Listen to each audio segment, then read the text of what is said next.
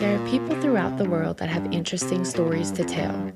Stories of heroism, acts of kindness, near-death experiences, successes, and failures. You usually hear of these stories from people that live in another state or country. But what about the stories from within your own community? Everyone has a story to tell. And by everyone, we mean your neighbor, your coworker, the person behind you at church, people you interact with on a daily basis, or maybe even you. Welcome to the DTV podcast presented by the Bless Your Heart Nonprofit Corporation. I'm Brennan Mathern, and I'll be your host as we speak to some of the most interesting people in Bayou Lafourche. Today we're speaking with Mr. Roland Ledet of the D&D Drive-In, a restaurant which has stood well over 50 years in the LaRose area. Mr. Roland, thank you so much for joining us today. You're quite welcome. Mr. Roland, you've brought some of your family here, so you can tell us, we'd like to know a little bit about your family and where you come from and your background. So if you could, please start with the people in the room. Well, I have my granddaughter. Then I have Adams, which is her husband. And of course I have my wife. Ruth Hebert. That was a maiden name. We had 4 children. Me and my wife, we had 4 children. And it was 2 boys and 2 girls. The oldest one is a girl, then a boy, then another girl, then a boy. That's my family. Okay. Now, Mr. Ledet, your family has been in the South Lafourche area for a long time. Do you know how far back your family has been in this area? My wife been here a lot longer than I have. I came, well, years ago, I used to peddle fruits and vegetables down the bayou here. I can remember a lot of things down the bayou here. I can remember when they dug some canals either in Delta Farm or Cloveland. And people used to go over there, and as they were digging, they would catch some turtles. And we'd go back there and with bananas or something, and we'd trade them for the turtles. And we'd bring the turtles to New Orleans and sell them over there. That was years ago. I mean, and before that, we came down here with watermelons. We used to go to Grand Island and all them places there. At that time, they had no road going to no blacktop road. It'd be a gravel road from actually leaving Golden Meadow, and then that's about it that I can say. Years ago, that was, I guess I was maybe 11, 10 years old. Now, a few years, we'll get to the restaurant and how that all started. But before we get there, a few years later after that, we understand, and you were sharing some stuff before we started recording about how you served in the service. You served for 6 years. You were a platoon sergeant, and you even spent some time in the Korean War. So can you tell us a little bit about that? Well, after basic training, the assignment to go to Germany. That was 1948. I got over there. I was in the, what do they call, constabulary troop, and we more or less they were having problems with the Russian by the Berlin I lived in, and we would go out and border patrols and things of that nature.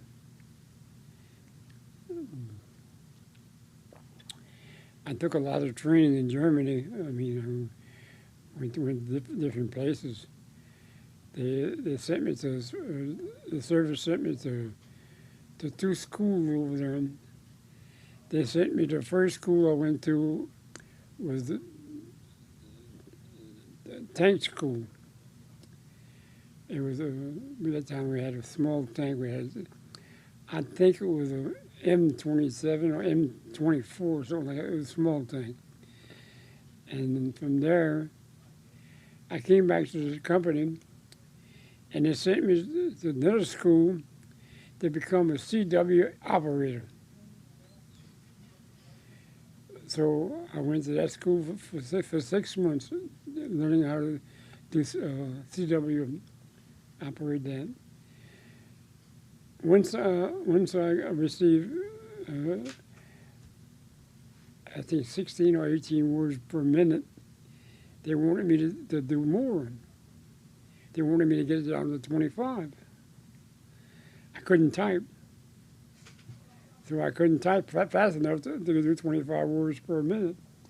But I stayed there for 3 or 4 months, and I didn't pass it. So they sent me back to the company. And there I made corporal then in the company.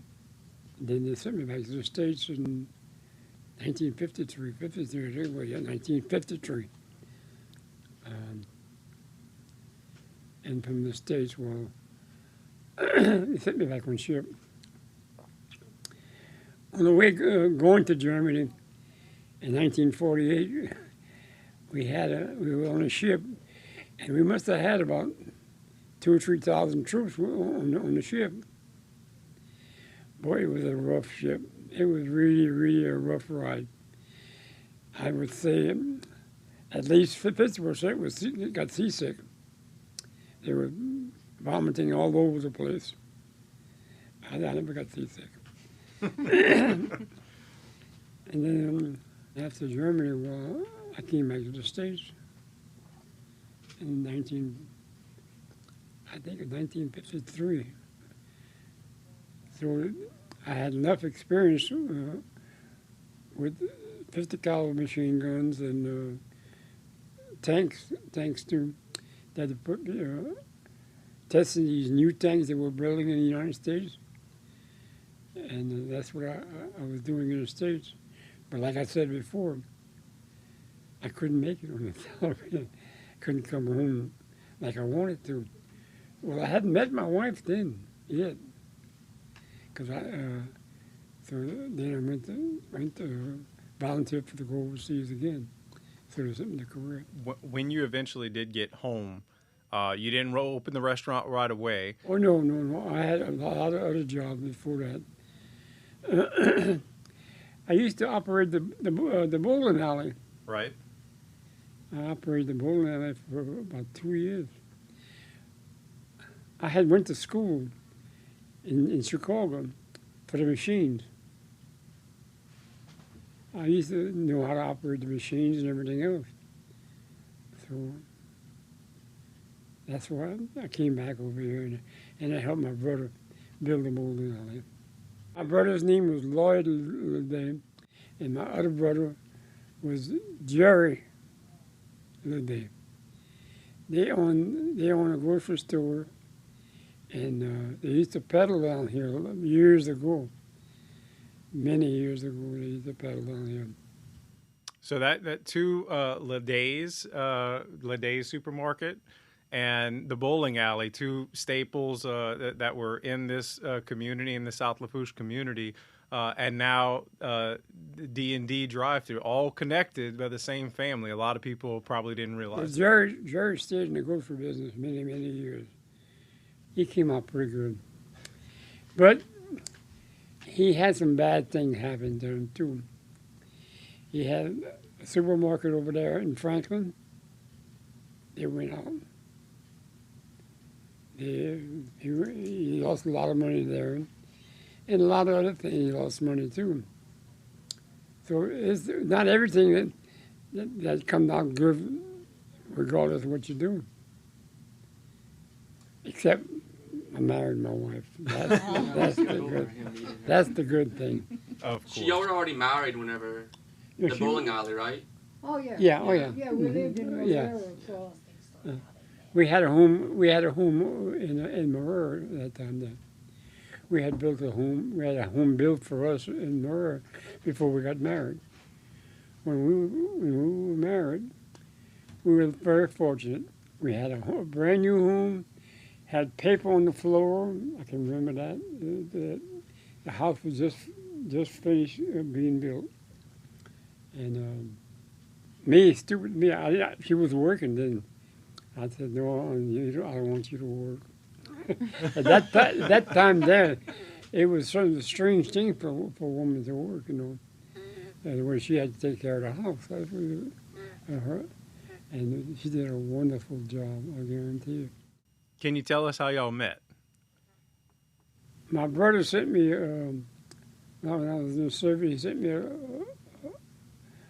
her address.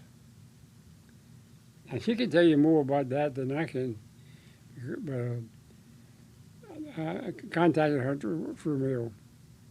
And when I came back, the first time I met him, she told me, can you drive me from West Wego to Golden Meadows? Because she was living in Golden Meadows. Her mama was living in Golden Meadows, but she was working in New Orleans. She was, could I drive her from over there? Today you would not think about taking a woman from one area 50 miles and driving her somewhere else. But that's how we met. Kind of feels like almost like a modern day thing where you just kind of contact somebody at random that you had their information. That's what it was. So you were just ahead of your time. That's about it. So when you did decide to open up the restaurant, when I was growing up, it was called Double D. Now it's D&D, but it's been through a few name changes. It would have been R&R. R&R is how it started. R&R was the first name we had. For what? Of course it was. What did that stand for? Root and Roland. There you go. Root and Roland. So R&R, that's how it started back in 1964. And then it changed to H&R. So who was in charge then? I was in charge of it. My brother-in-law wanted to come in with me too. Harry, right. So H&R, then it changed to H&R. He worked for me about 2 or 3 years maybe, huh? I don't remember. About 3, I guess. 3 to 5 years. Something like that. At that time there, we used to open oysters, peel our own shrimp. We'd buy shrimp from anybody would come around, and we'd peel them ourselves and bread them and everything else. And her, she worked like a dog all the time. I can remember when the day before Christmas, a fella from down by here, he was a crabber.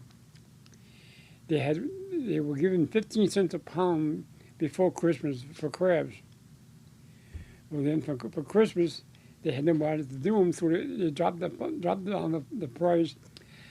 I think from 15 cents to 5 or 10 cents. He said he wasn't going to sell them, so he gave me the crabs.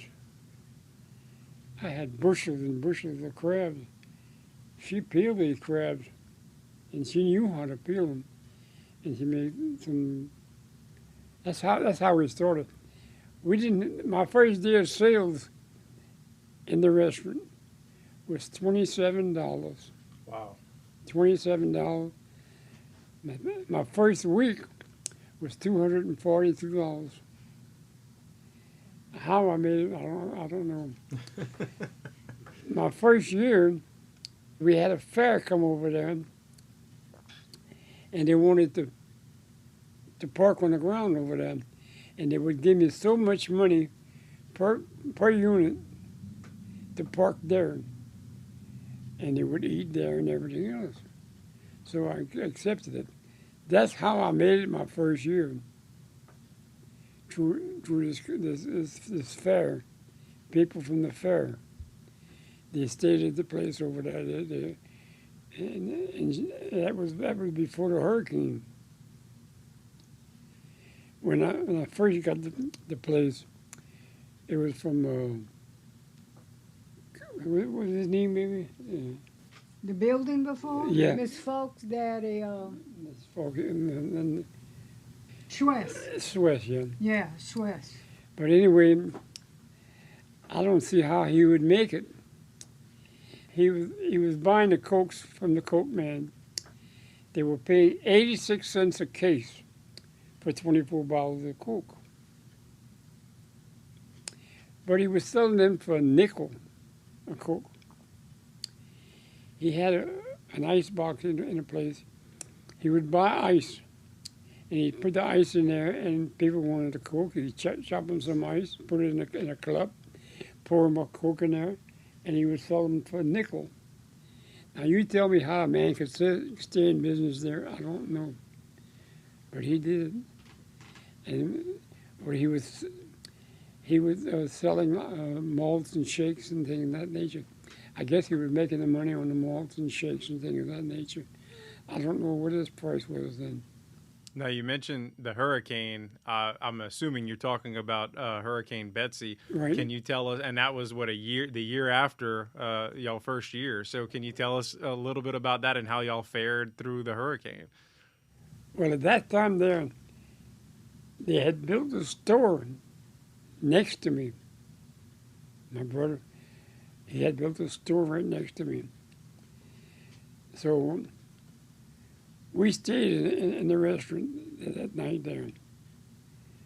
Now I can remember that we had, as soon as I took over the job of the restaurant, I remodeled it, and I put a place in there to sit down.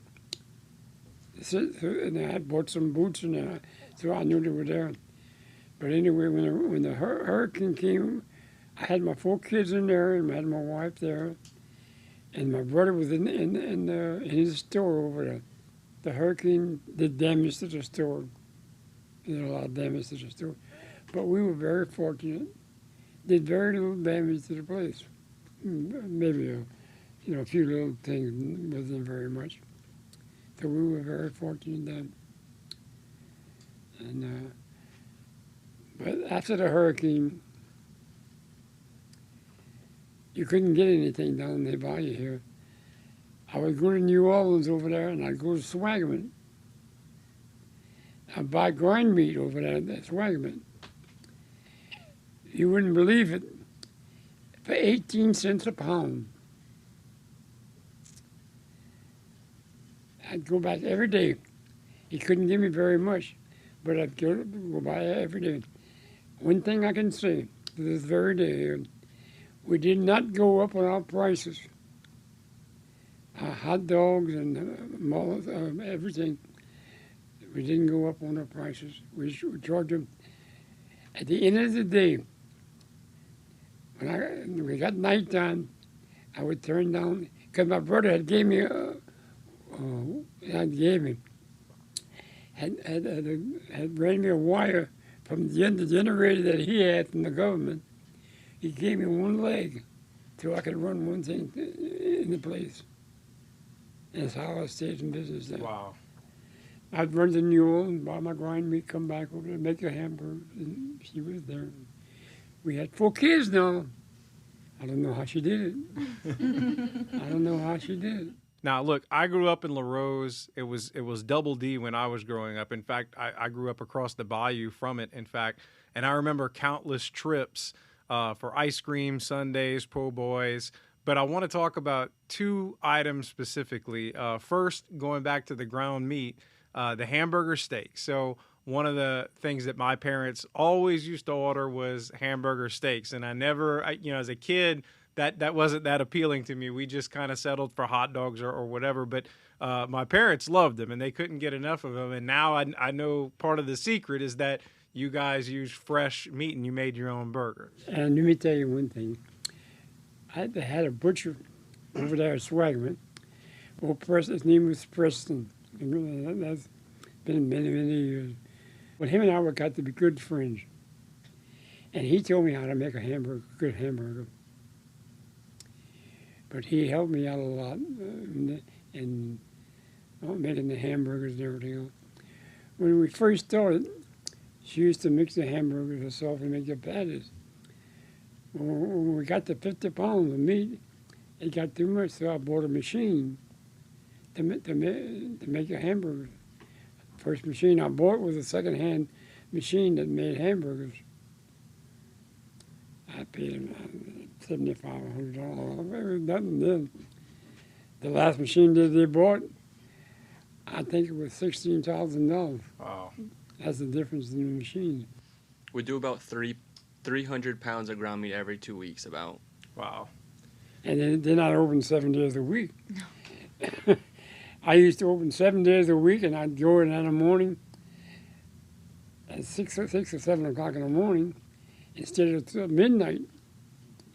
At that time there, you didn't go and pick up the workers.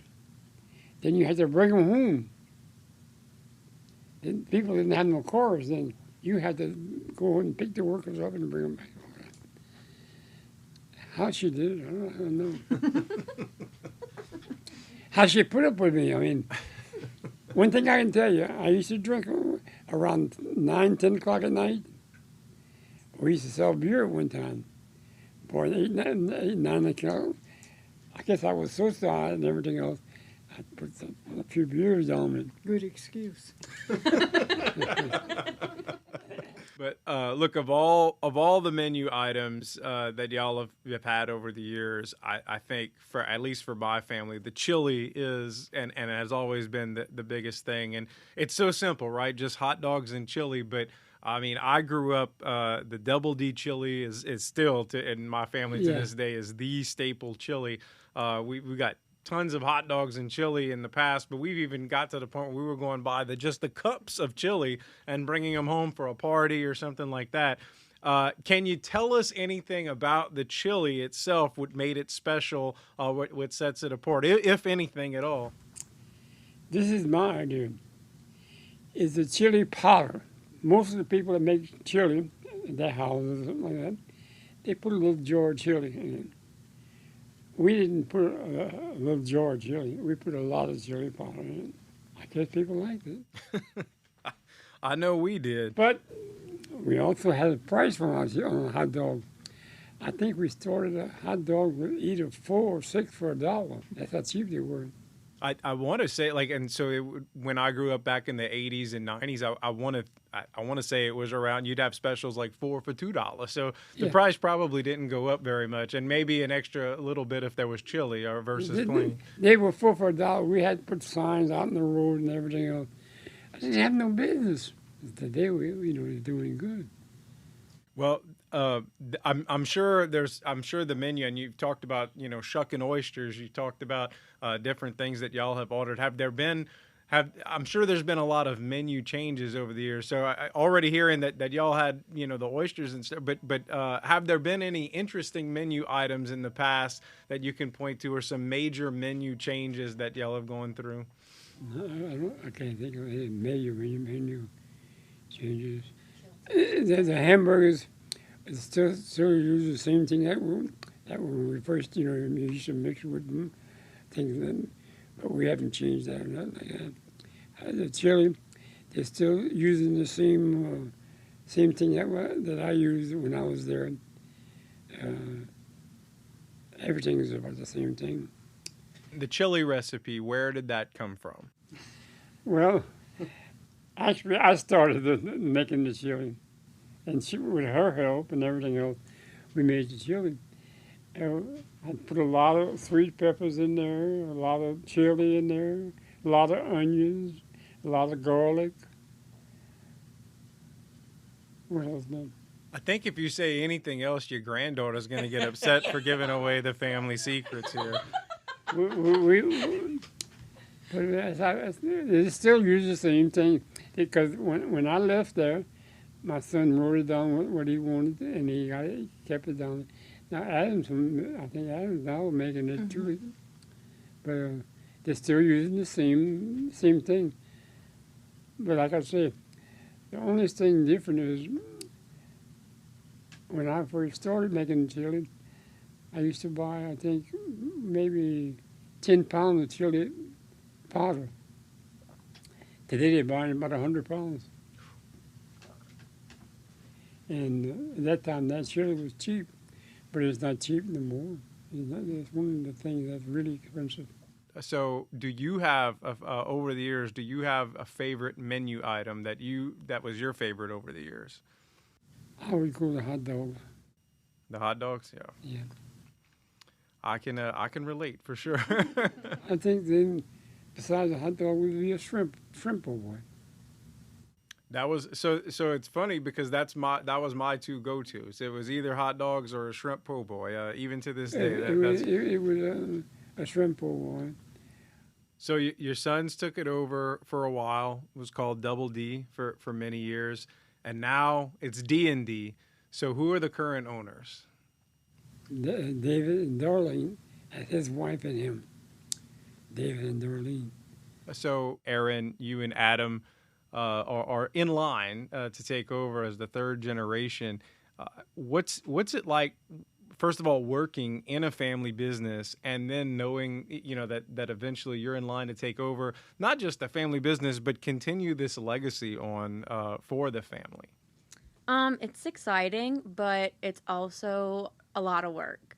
Working with your family is fun because they're your family and they know you, but it also is kind of hard. Seeing them all the time, we're all similar.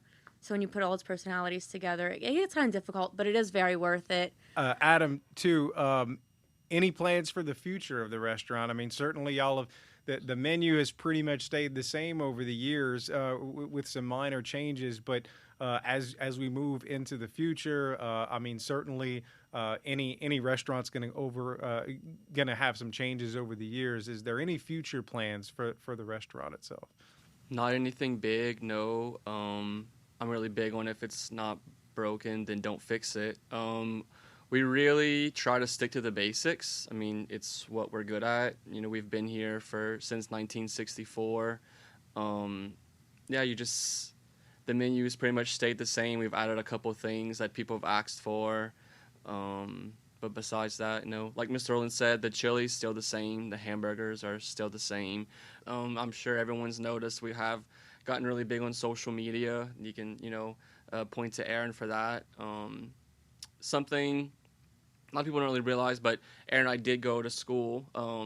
To take over D&D was never in our plans, Aaron growing up, she and I have been together for 10 years, and not until the last 3, have we been full-time in the restaurant. I know she's talked about, as she was growing up, she never really wanted to be in the business, and her dad Mr. David was nodding her to go in a different direction just because I think he knows that it really is hard work.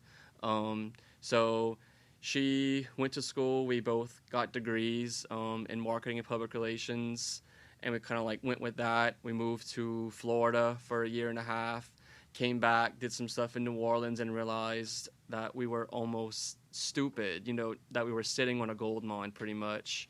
Like Mr. Roland, Miss Ruth, David, Darlene, they've pretty much laid out this map of success for us, and we both kind of knew at the same time, honestly, that it was time and it made sense for us to go back to D&D. Something I also want to point out, everybody calls it Double D, Double D, Double D. It's been D&D the longest, actually, so it's been all these different name changes. Everybody still does refer to it as Double D, but it's been D&D since 97, actually. But still to this day, people call, is this Double D? Yes, this is D&D. Yes. Old habits die hard. Yes, exactly. I'm guilty. Yes. And that too, to mention as well, we've got the third generation here, the first generation. The second generation is not in here with us, but they really have put a lot of hard work and effort, and they have made D&D definitely what it is today. For sure it could not be anything without the first generation. It certainly could not be anything without the second generation. So Ed and I, we are excited for the third generation, and we hope for many, many, many years to come. Well, it's exciting. I know the community is happy to hear about that, and we thank y'all so much for joining us, and really appreciate us hearing all these great stories for how this business got started and how it changed over the years.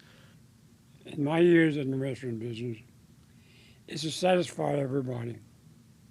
And that's what you're trying to do, satisfy everybody. The good Lord, He put two people down on earth over here, and that's my thing. He couldn't satisfy them two people. How in the hell you going to satisfy everybody? I'm going to remember that one for sure. All right, so now we get to have a little fun. At the end of every show, we have a round of rapid-fire questions for every guest, and as you might expect, they're related to life on the bayou. And we even change them up from time to time, so we might throw out some curveballs. You can give us a one-word answer, or you can expand on your answer if you feel you need to explain. It's entirely up to you. Mr. Roland, Aaron, Adam, even Miss Ruth, whoever would like to participate, we're more than welcome. Just pull up to the microphone and give your answer. So we'll start with Aaron and go around. What's your, and granted, this could be at D&D or at any restaurant, what's your go-to order at any down the bayou restaurant? So at D&D, my favorite is very specific. It has to be the red weenies on the weekend with sliced cheese and half a scoop of chili, okay? It is so good. And if you put a little bit of ketchup on the side, you can dip your hot dog in that.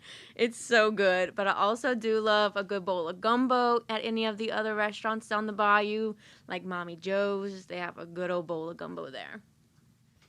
So what's your go-to order? When you go to a restaurant, what do you have to order? I can tell you this right here. And all my years I've been down this restaurant, down this bayou, I don't think I ever eaten at another restaurant. Wow. I always left town and went somewhere else and ate. All right, so potato salad in the gumbo or on the side? In the gumbo. Potato salad? You eat your potato salad in the gumbo or on the side? He used to put it in, but not anymore. What about you? I don't put it in. On the I side? think I had I eat changed it on the side. since I don't have no more teeth in my mouth. What is that? He doesn't have any more teeth, so. Yeah. She takes care of all that. Did she choose it for you? No, she didn't chew it. She cuts it up. I gotta chop it up. Though. She got to chop it up. Boy, she made a corn soup over the weekend, over the week, last week. You talk about good. I had to blend the corn. No. All right, Adam. In the gumbo or out the gumbo potato salad? I'm actually not a potato salad fan. Oh, Don't eat it. You Let don't me eat tell you nothing. something about this fella here.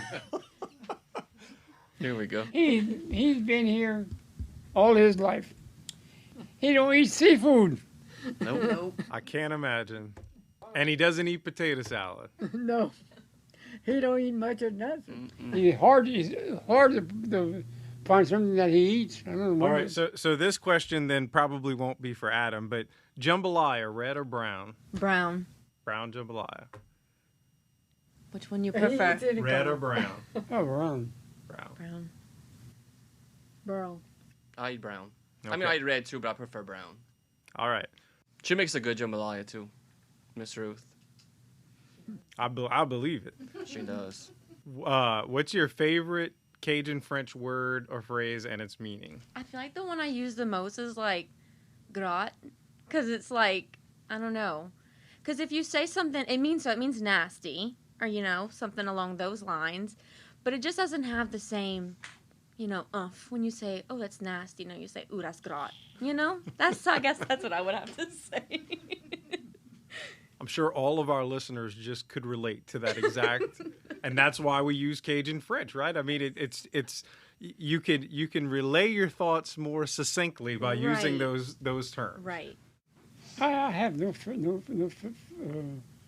words that I could say in French. Not any nice words, probably. Nothing that would be okay on the podcast, right? There you go. All right, this is the kicker, especially for y'all.